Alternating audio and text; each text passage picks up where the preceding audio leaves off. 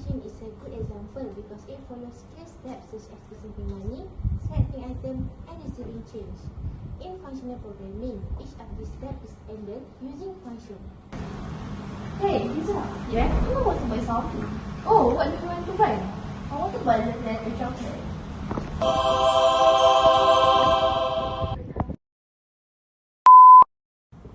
First, when the user inserts money, the vending machine uses a function that takes the current balance and the inserted amount then returns a new balance.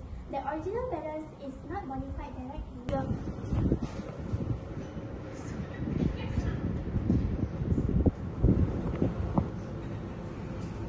Next, when the user selects an item, another function checks whether the balance is sufficient and whether the item is still in stock. If both conditions are true, the function returns a new machine state with reduced balance and stock. A few moments later.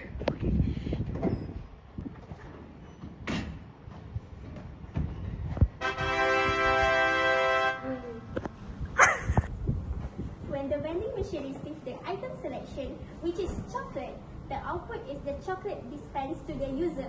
At the same time, the system also returns an update machine state such as a reduced balance and decreased stock.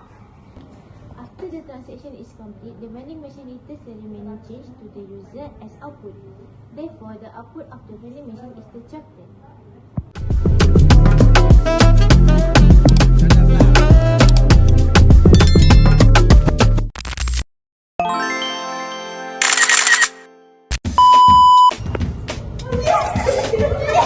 Lagi sekali. What did you do? Ada flashlight ah? Apa dia?